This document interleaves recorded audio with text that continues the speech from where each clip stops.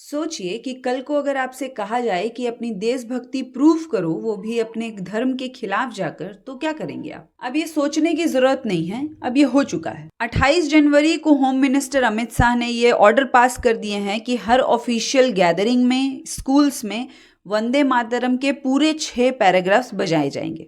और ये इतना ही नहीं है, आपको ठीक उसमें उसी तरह खड़े रहना होगा जैसे राष्ट्रगान में खड़े रहना होता है। सवाल सिंपल है कि ये पेट्रियोटिज्म है या संवैधानिक लाइन को क्रॉस करना। आज इन्हें इमोशन से नहीं, कॉन्स्टिट्यूशन से समझते हैं कि क्यों सिर्फ 2 पैराग्राफ्स को ही रखा गया था और क्यों इसका सारा इल्जाम फिर से नेहरू जी पर डाल दिया गया है। तो हुआ ये था कि 1937 में कांग्रेस वर्किंग कमेटी ने वंदे मातरम को नेशनल गैदरिंग्स में बजाने का फैसला लिया, वो भी सिर्फ पहले 2 पैराग्राफ्स। गौर करिएगा, ये 1937 की बात है, उस समय आजादी की बात नहीं हो रही थी। कांग्रेस ने सिर्फ अपने वर्किंग कमेटी में ये डिसाइड किया था। पर ऐसा किया क्यों? किया इसीलिए क्योंकि आगे के 4 पैराग्राफ में सीधा सीधी दुर्गा, लक्ष्मी और सरस्वती का जिक्र है। सिर्फ कांग्रेस का ही नहीं, दूसरे फ्रीडम फाइटर्स का भी ये मानना था कि अगर सारे देश को एक परचम के नीचे लाना है तो सबके धार्मिक आस्थाओं का ख्याल रखना पड़ेगा, और इसीलिए इसे सेक्युलर रखा गया था। अब बात आती है 1950 में, जब कॉन्स्टिट्यूएंट असेंबली बैठी हुई थी। उन्हें राष्ट्रगीत और राष्ट्रगान दोनों डिसाइड करना था।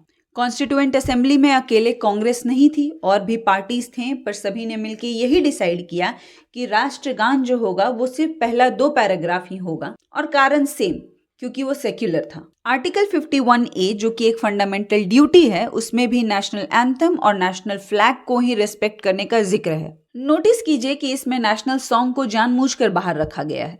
और सिर्फ इतना ही नहीं, प्रिवेंशन ऑफ इंसल्ट एक्ट में भी सिर्फ नेशनल एंथम और नेशनल फ्लैग का ही जिक्र है। नेशनल ऑनर्स में नेशनल एंथम और तिरंगे को रखने का यही मतलब था कि देश का कोई भी व्यक्ति कहीं भी रहता हो, उन सभी के लिए ये दोनों चीजें बराबर हो। ये कोई पॉलिटिकल चाल नहीं था, ये पॉलिटिकल विजडम था जो हमारे आज के नेता भी नहीं देख पा रहे हैं। 1986 में सुप्रीम कोर्ट में एक केस आता है, बिजोई इमैनुअल केस था कि स्कूल के 3 बच्चे नेशनल एंथम के समय खड़े तो होते थे पर गाते नहीं थे।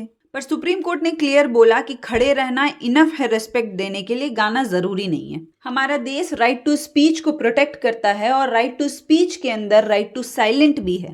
यानी आपको जितनी आजादी बोलने की है उतनी ही आजादी चुप रहने की भी है। अब सिंपल लॉजिक देखिए कि अगर जन गण मन गाने के लिए फोर्स नहीं किया जा सकता है, तो वंदे मातरम गाने के लिए कैसे फोर्स किया जा सकता है?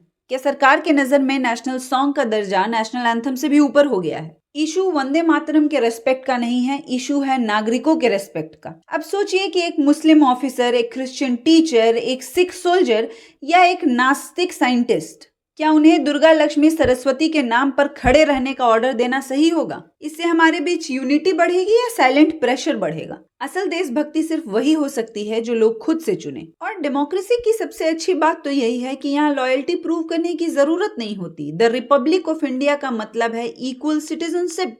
सरकार अगर आज हमें बोलने के लिए मजबूर कर सकती है, तो कल क्या चुप रहने के लिए मजबूर नहीं कर सकती है? जहां कंपल्सन आ जाए वहां डेमोक्रेसी एग्जिस्ट ही नहीं कर सकता है। और पावर को क्वेश्चन करना, सरकार को क्वेश्चन करना एंटी नेशनल नहीं है, वही डेमोक्रेसी है।